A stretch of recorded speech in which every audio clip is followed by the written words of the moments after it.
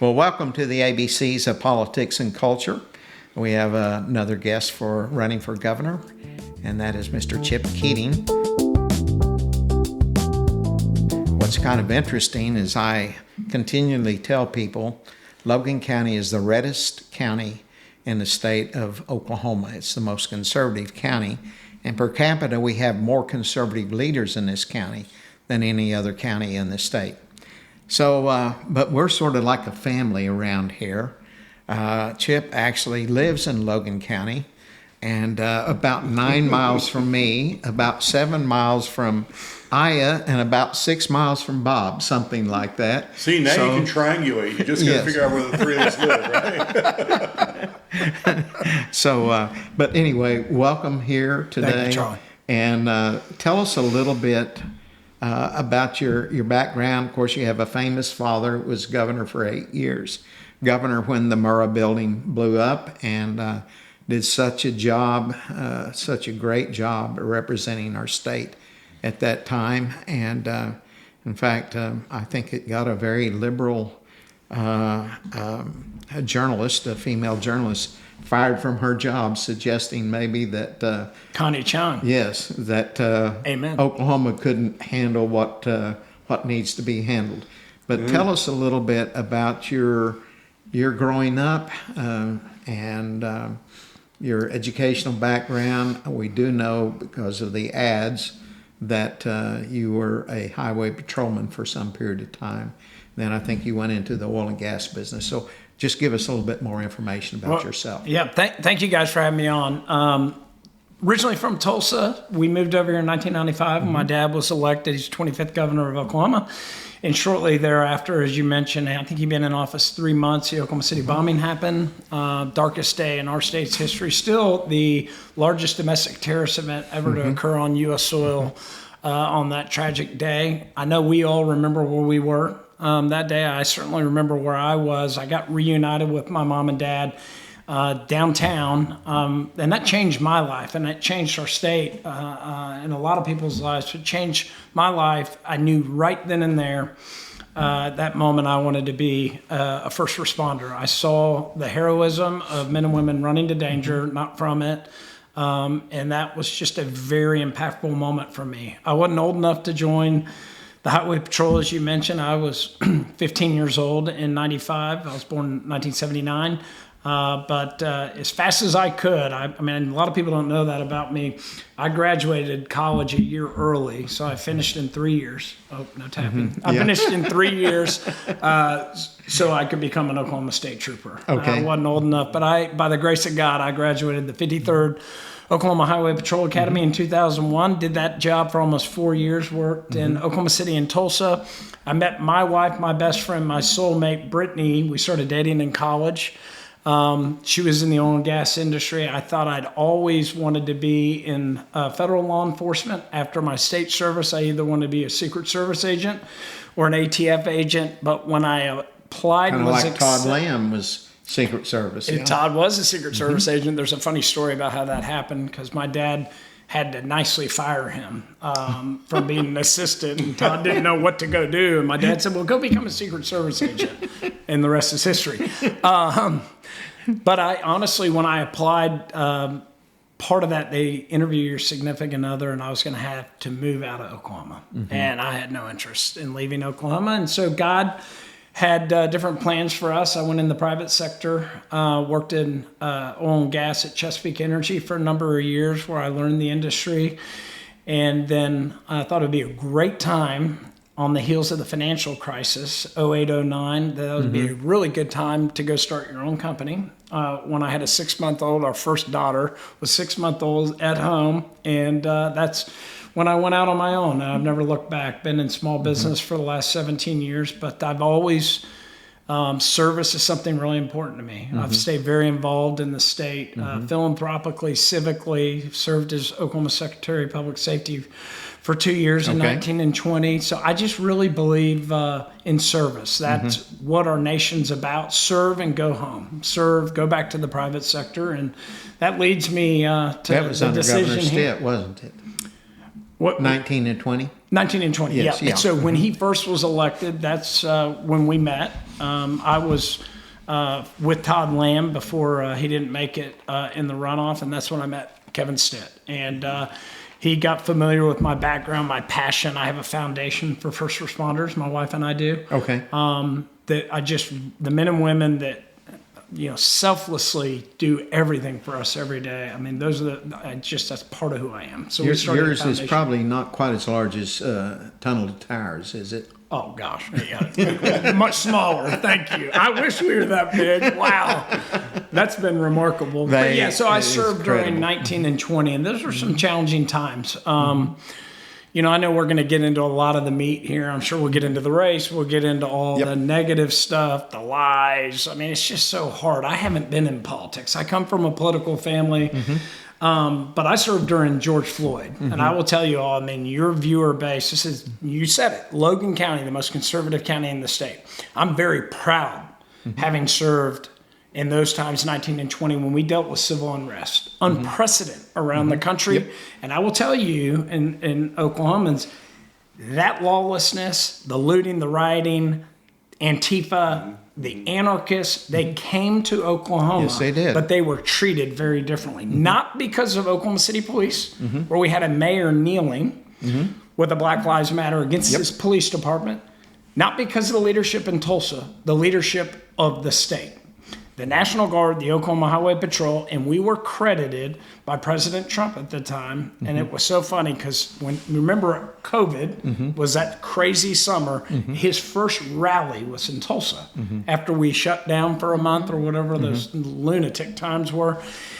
And he put a tweet out because we were credited for doing civil unrest the right way by the president. And he said something to the degree, any looters, rioters, protesters, lowlifes that intend to come to Oklahoma expect to be treated very differently. This is not Seattle. This is not Minneapolis. Amen. This is not New York. Yeah. We enforce the law. Yeah. And the men and women that selflessly do that work every day need leaders that have their backs. I will say, I'll give some credit to the Democrat district attorney in Oklahoma County at that time. And he was a former Republican and a former law enforcement officer. But he basically, they would charge these people and they'd bail them out, and it was just a revolving door. Charge them with terrorists. But when he said, if you continue this, I'm going to charge you with domestic terrorism, that popped it up to a felony. That's not something you get bailed out.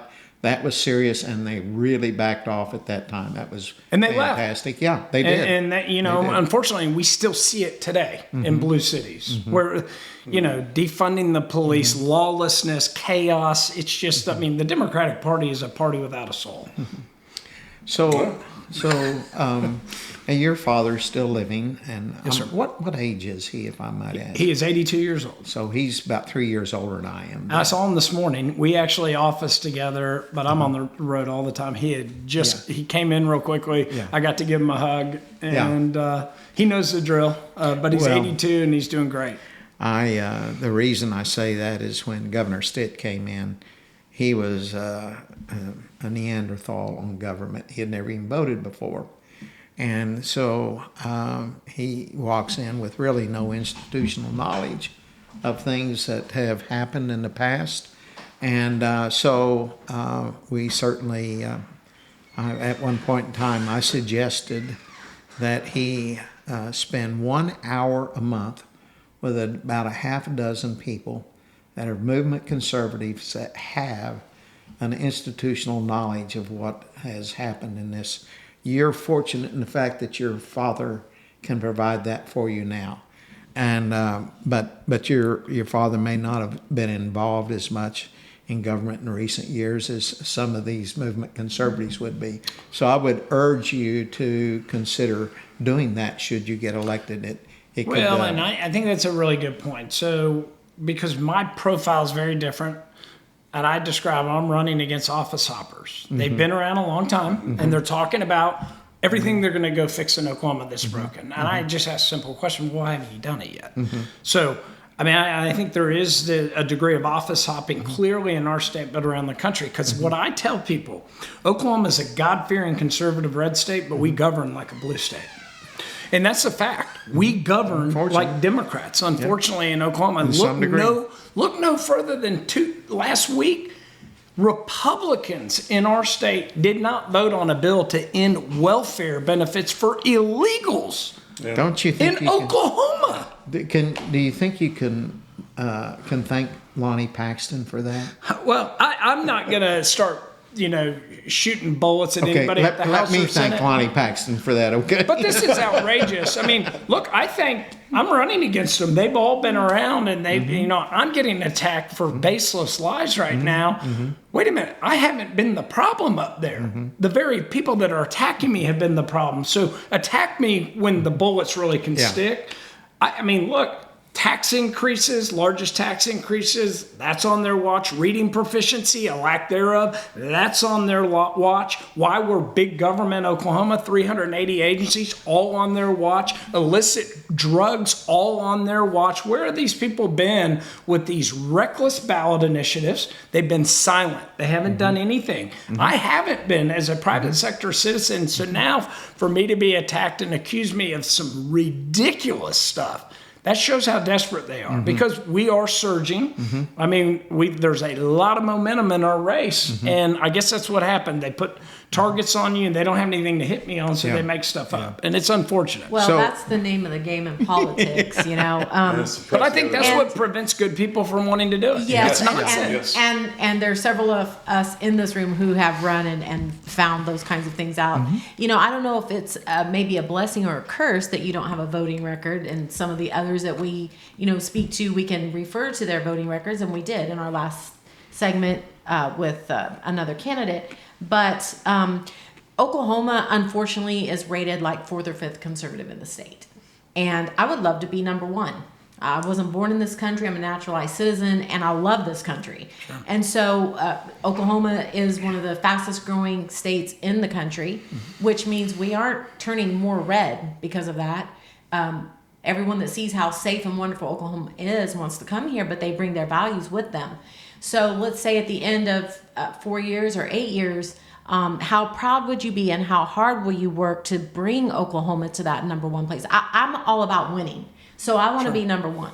Yeah. I love that. I mean, that's why I'm running. We should be, we are a God-fearing conservative red state. But I'll tell you, we want to get to number one. We got to stop governing like Democrats. Yeah. I mean, you want to know what's holding us back. And I tell people, if you've heard me on the campaign trail, we don't need to do science experiments. Yeah. Not in 2026. If we look to what is broken in Oklahoma, and you hear traveling the campaign trail, education's a really big problem. 1 in 4 8th graders in the state of Oklahoma are illiterate. Absolutely. We're number one per capita incarcerated in the U.S., 50th in literacy. Make no mistake, those two metrics are directly correlated. Right. And so as I talk about reading proficiency, the Mississippi Miracle, well, they took that from us. We wrote it in 2012. So if we want to be conservative on education, we wrote it. Mississippi implemented in 2013. We repealed it in 2014. You know why we repealed it? House Bill 2625. We repealed it because the liberal teachers unions went up there and special interests, and we want to really make sure we save our great nation. Some states, I don't know, are savable. We better fix public education. Right. Because the indoctrination, if you want to weaponize Marxism, we have a Supreme Court justice that does not believe that our nation was established on Christianity. This is very, very alarming. Right. So where did this And he's one of the begin? more conservative ones. Well, he also gave us McGirt. Yes, he did. That I would totally put him in that class. Yeah.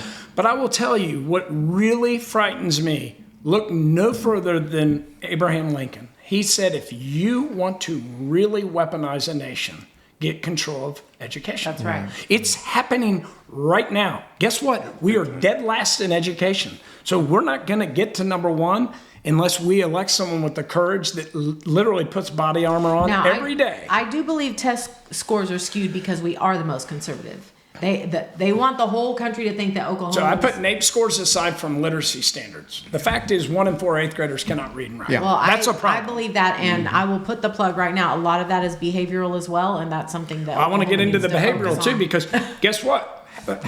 we want to be conservative. Look at what we did in 2018. Where were these leaders that are running right now? State Question 788, State Question 780, State Question 781. Illicit marijuana, we have nothing close to medical marijuana. We Right. decriminalize controlled dangerous substances. I can walk out of here today with 18 grams of methamphetamine in my pocket and be slapped on the wrist and given a ticket. Is that a conservative state? Nope. To me, this seems like Portland, Oregon. That's the year I ran. I understand. So I'm just saying, like, we got to wake up. We have gone way too far left. We have 380 agencies, boards, and commissions in our state. The red tape, the bureaucracy in this state, we won't get to number one unless we truly have a leader that's going to go be a governor for Oklahoma and go back to the private sector and not think about the next office they're going to run for. That's the problem. All these other folks are going to say all the same stuff.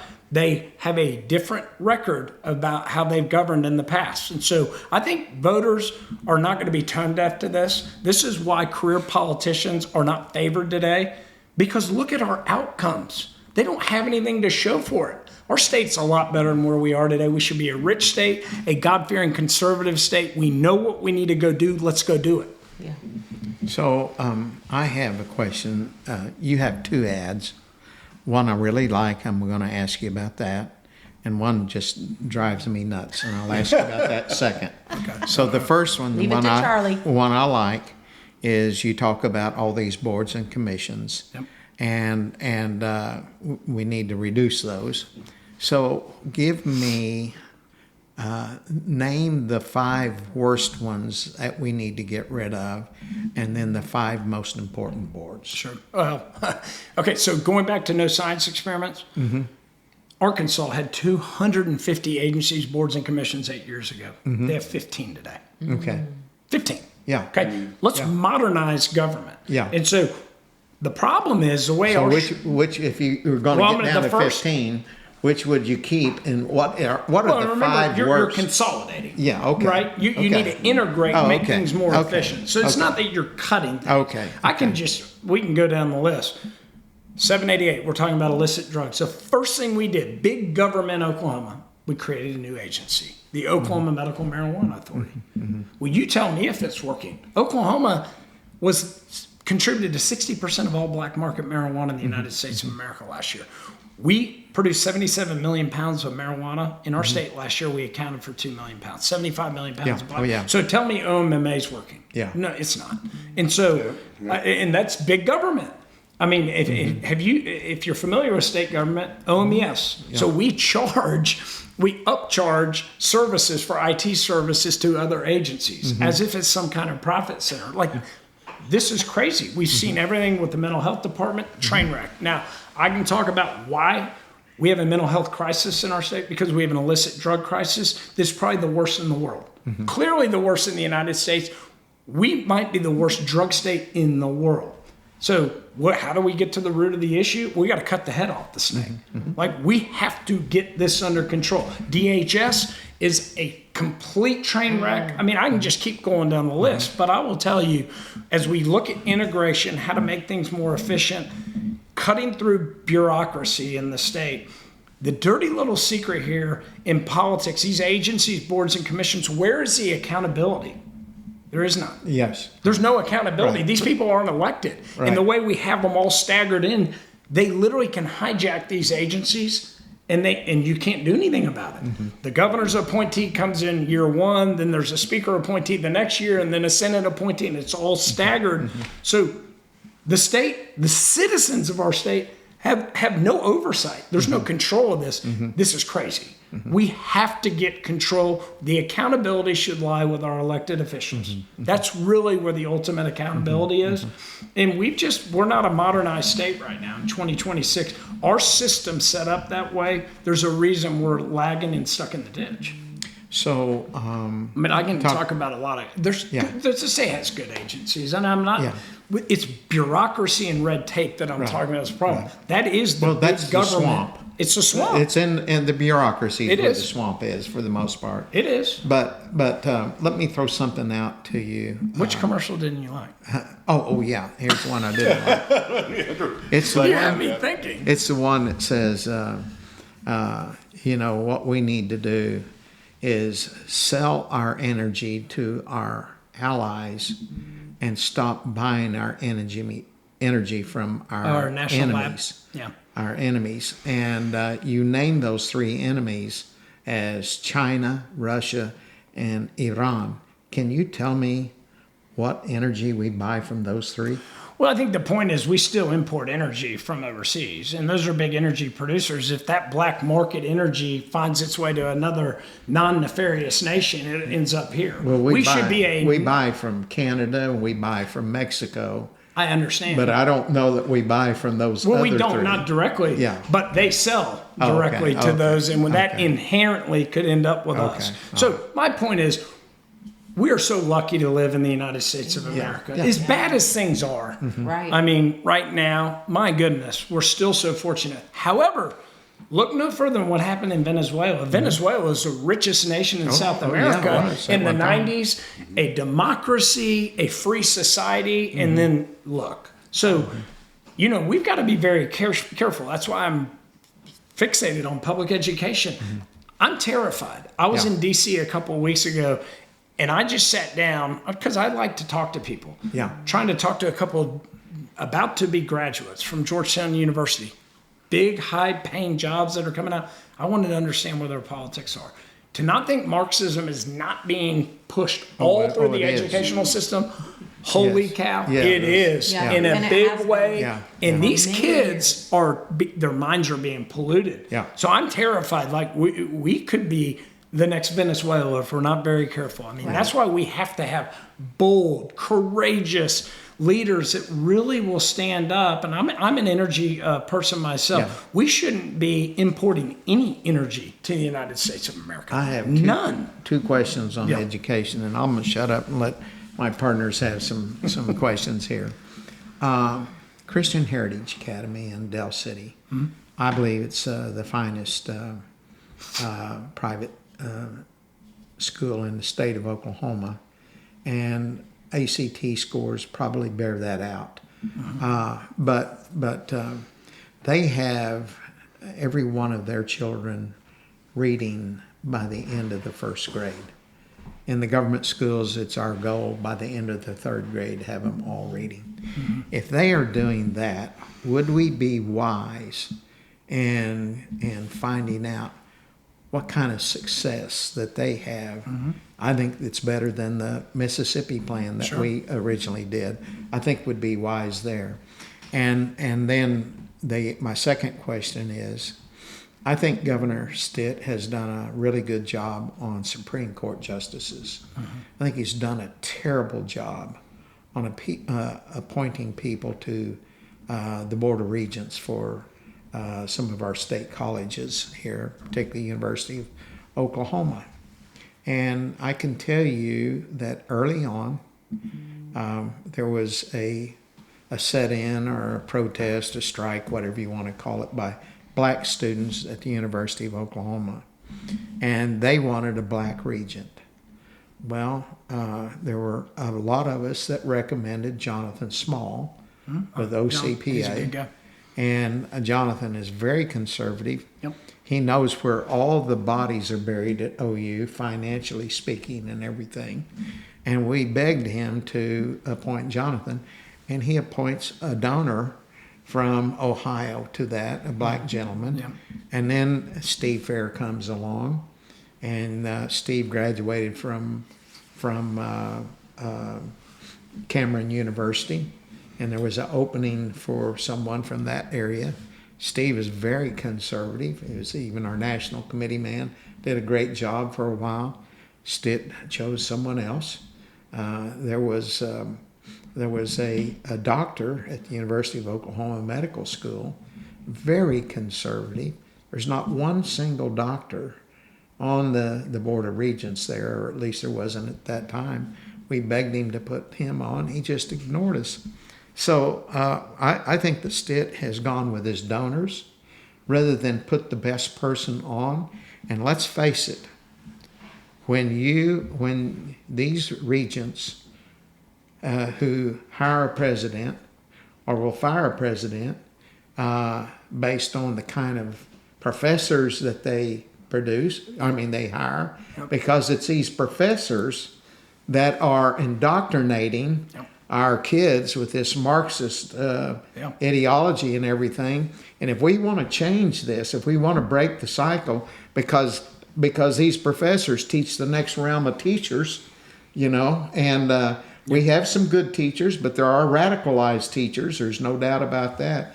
If we want to break this and improve all of this, these border regions are one of the big areas to do that. Yep. How would you select people for the border regions? Oh gosh, well, I mean, no different than education. This is the problem. So they're going to have to go through a very, very deep conservative vetting.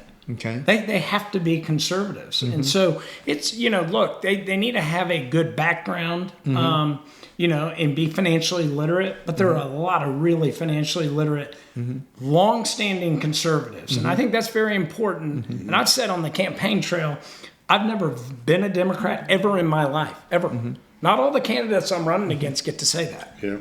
I've never voted for a Democrat ever in my life. So that's the kind of interview process we need to have with, whether it's regents, whether it's, appointments, etc. Because that's the problem in Oklahoma.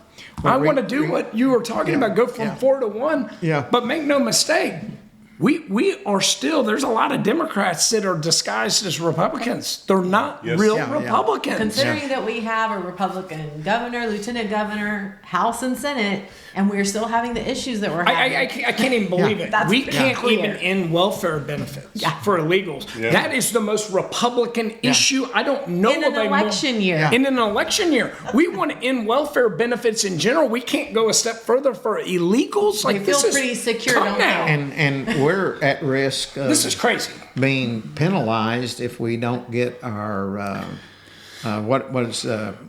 we're out of budget on the SNAP benefits. We're at risk of being penalized if we don't get that back down, and getting rid of or stopping the illegal aliens from getting SNAP benefits would help in that. Yeah, of course. And, it's ridiculous. so- I mean, all of this, but I mean, to answer your first question, so, I mean, I gave you, I mean, there has to be a robust vetting process and a commitment from the governor to appoint only conservative regents.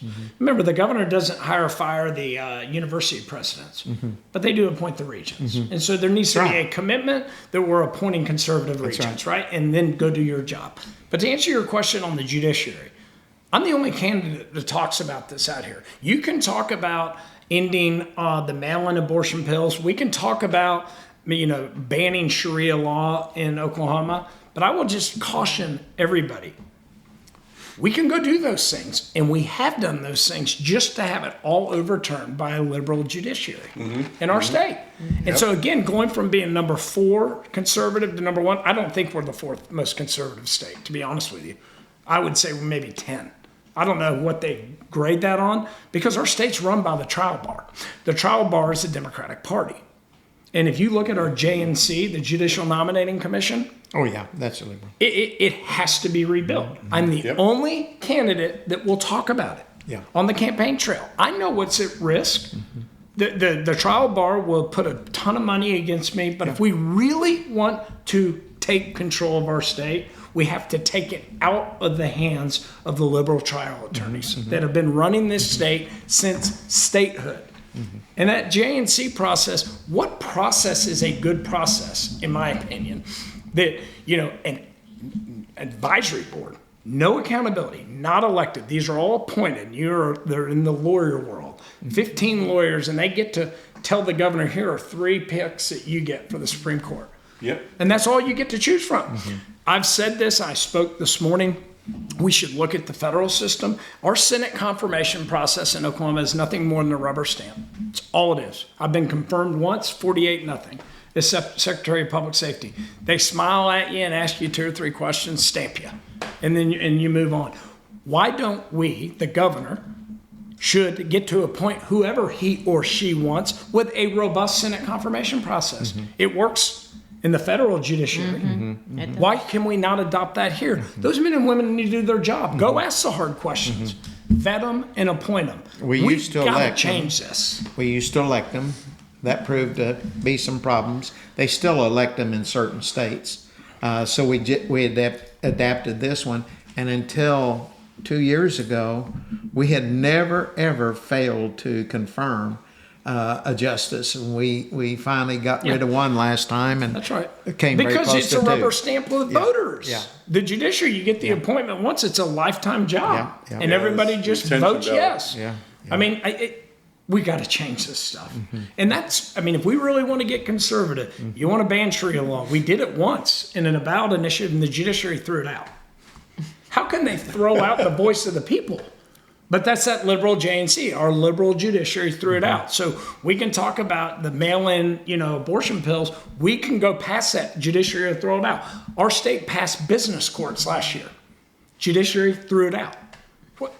Where is the voice of the people? So now that wasn't an Not a ballot initiative initiative, petition. but it's legislation. Yeah, I agree. So, But on my ballot point is initiatives, that's crazy. on ballot items, we need to make sure that whatever that proposal is, the courts rule on it, whether it's valid or not, before we gather the signatures and vote on it. And we need to go further. No paid signatures at all. And we need to know where the money's coming from within 48 hours. Follow the money. Yeah. All these ballot Yeah. initiatives that have wrecked our state and continue to plague our state, it's being funded by outside people from Oklahoma that are trying to upend our way of life in Oklahoma. So I've made a lot of money collecting signatures. And so you're I don't want to be wanting paid to pull that signatures. money out of my pocket here. There is. No, of course that's been challenged in court, and the argument made was I would like to go out there and collect signatures myself. I don't have the time. If I can pay someone to do it for me, and that was why. I get it, but really- my point, so. and look, this is why conversation's Yeah, so important. Yeah, I don't like it when George Soros has endless money and he's paying a bunch of liberal cronies to come sit at Walmart and Yeah. basically people don't know what they're signing. Yeah. Okay. Yep. It is really, I don't know of a lot of good ballot initiatives in recent 8-9 years in Oklahoma. I can tell you a lot of bad ones. Yes. That we're having to deal with. Thank God we got rid of 836. We better challenge 832. I mean, they keep rearing their head. Yeah. I could make an argument if there's an issue that is so important for Oklahoma, then our rally cry should be, let's step up and find the time to go do it. I mean, I could make that argument, but I would also say the ballot initiatives are a direct result of the utter and complete failure. Where are our leaders in our state that these have had to go to a ballot initiative? Where's the legislature? I write a regular column for the Oklahoma Constitution newspaper. I've done that longer than any columnist they have. And one of my new ones, and I don't know when I'm going to do it, but I can tell you when the Democrats were in control, if it was important, the only way Republicans could get something done was through the ballot initiative.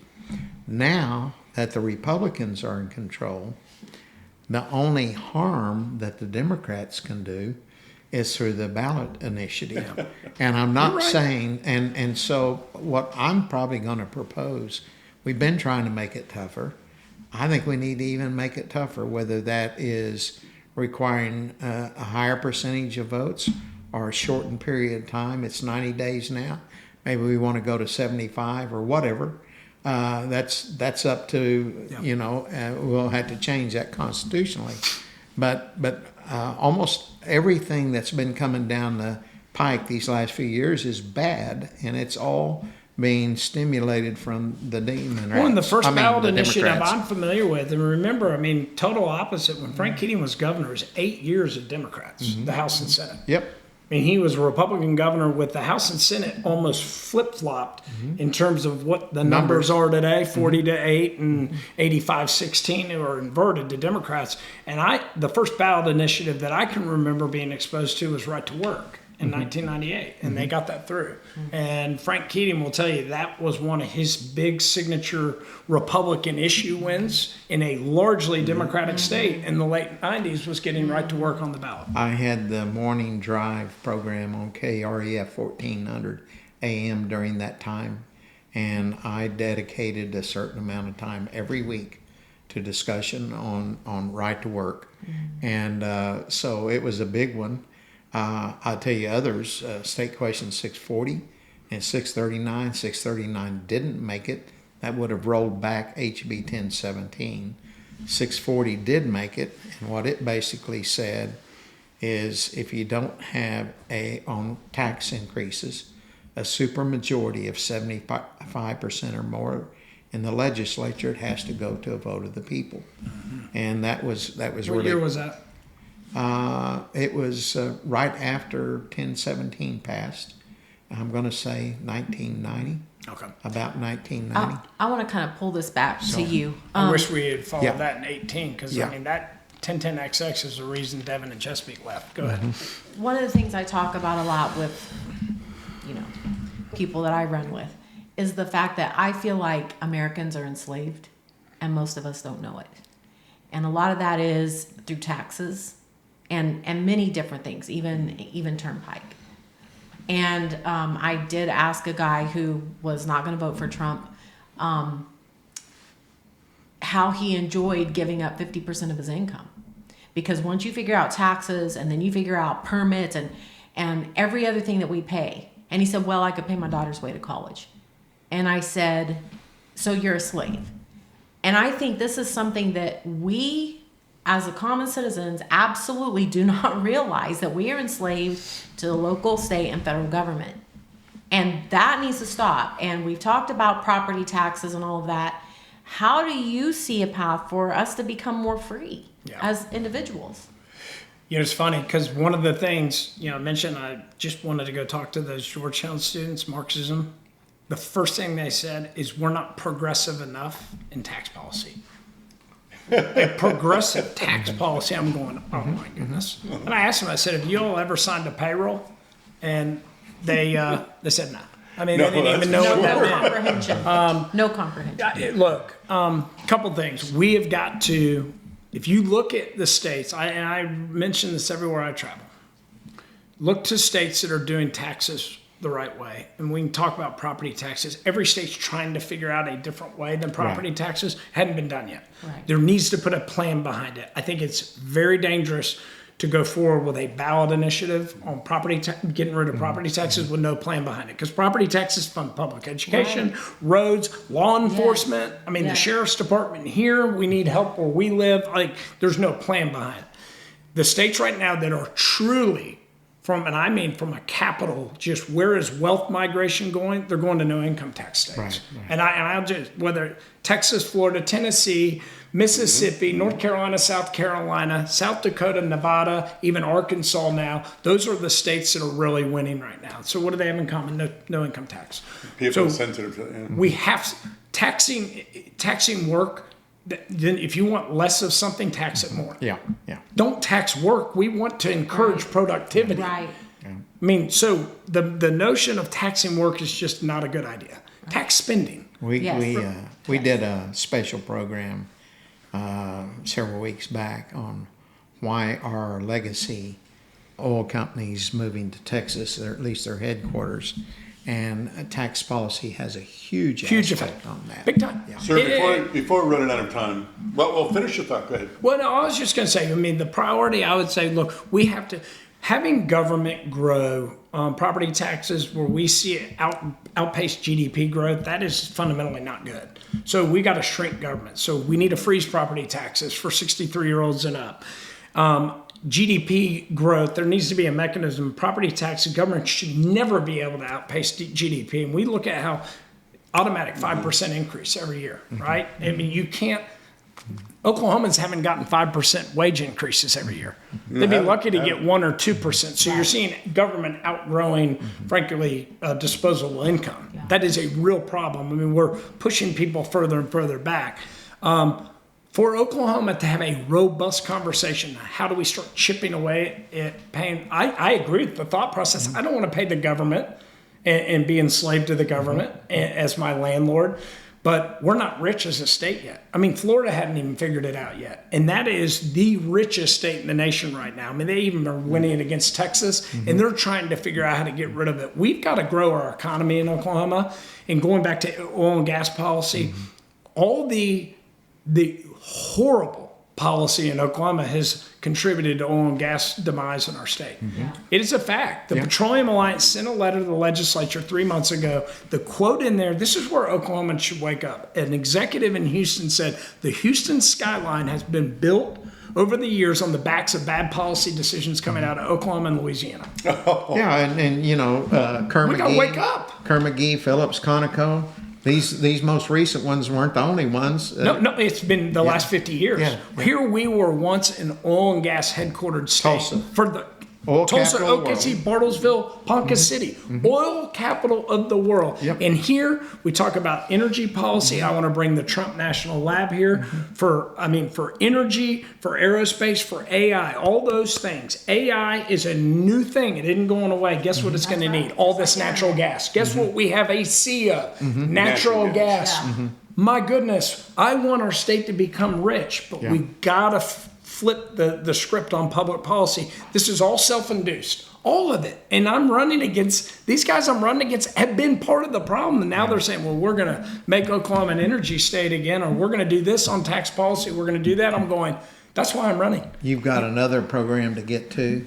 Thank you. I want to come back. Thank you I could sit here all day and talk to you guys. Thank you very much. Well, I tell you mean, what. and I want to try If to you figure out. win this, I'll come we back. want you back. Actually, We are going to win. We this. just have a couple minutes and did want to ask, what separates you from your competition in this rate? What are those key distinctives that you want to get out?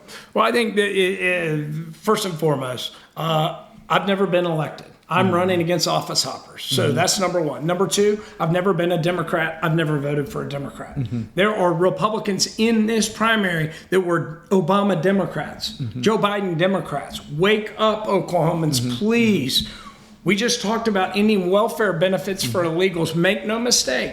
Some of these folks that are my competition here, everything they're talking about on the campaign trail, they have a very different track record in the past. And I'm going to do this job for a greater Oklahoma. And I wish I could sign a blood oath. I want to be the governor for Oklahoma, not of Oklahoma. I'm going back to my own gas company. That's what public service should be. Serve and go back to the private sector. Thank you for coming. Appreciate it. And how do people reach out to your campaign? Oh, that is awesome. Keating2026.com, Keating 2026.com. Call me, look us up. We need your help. Volunteer and make sure you vote June 16th. That's the most important thing you can do. All right. And God bless everybody watching. Thank you. all. Thank you.